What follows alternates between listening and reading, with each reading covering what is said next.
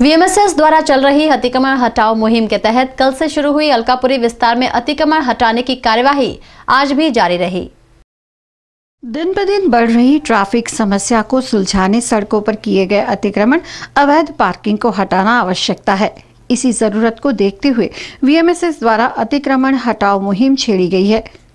इसके अंतर्गत कल से अलकापुरी का अतिक्रमण हटाने की कार्यवाही चल रही है। आज वीएमएसएस अतिक्रमण अधिकारी मंगेश जायसवाल की टीम ने Sayajiganj police, traffic police, VTET के सहयोग से Shri Shalini complex, Arpan complex, Narayan jewellers, Bombay shopping centre आदि जगहों का अतिक्रमण हटाया। अलकापुरी विस्तार में आरसी दत्त रोड पर एक दर्पण कॉम्प्लेक्स, नारायण ज्वेलर्स और बॉम्बे शॉपिंग सेंटर एनी जे पार्किंगनी और मार्जिननी जग्यामां जे बांधकाम परवानगीनी दृष्टिए जे गैरकायदेसर बांधकाम थयेલું હતું એ દિવાલ ઓટલો ને એને તોડવાની કાર્યવાહી કરી છે અને અત્યારે હાલ કામગીરી ચાલુ છે। ના એવું નથી, તો બાંધકામ પરવાનગી વિભાગના બિલ્ડિંગ ઇન્સ્પેક્ટર, ડેપ્યુટી ટીડીઓ સાથે છે। એ લોકો જે નોટિસો આપી છે એ પ્રમાણે જ અમે કાર્યવાહી અમે કરી શકીએ। એ લોકો એ બાંધકામ પરવાનગી વિભાગ જોડે છે અને એમના ટેકનિકલ માણસો જોડે છે। એ લોકો બતાવે, એ લોકોએ નોટિસ જે આપેલી છે એ પ્રમાણે અમે કરી શકીએ। इस कार्यवाही से नाराज लोगों के अनुसार वीएमएसएस भेद नीति अपना रहा है।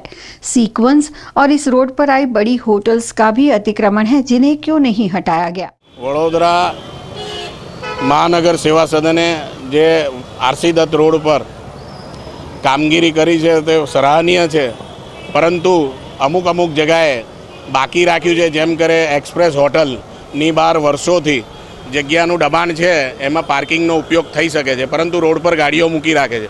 બધા કોમ્પ્લેક્સ પેનોરામા છે, બોમ્બે શોપિંગ સેન્ટર છે, નારાયણ જ્વેલર્સ છે, પછી પેરેડાઇઝ છે, આ બધા આજુબાજુના બિલ્ડિંગમાં આગળ ફ્રન્ટમાં જે દિવાલો કરેલી હતી એનું તોડીને કોર્પોરેશને કામગીરી સારી કરી છે, પણ અમુક બિલ્ડિંગ શ્રી શાલિની બહાર ફુવારો છે એને પણ તોડ્યો નથી। આવું ઓરમાયું વર્તન કેમ કરે છે?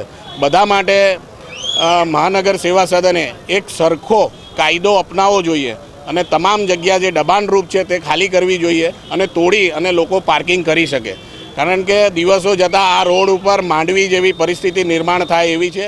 वीएमएसएस अतिक्रमण विभाग अधिकारी मंगेश जायसवाल ने इस मुद्दे कहा कि नीति नियमानुसार कार्यवाही हुई है।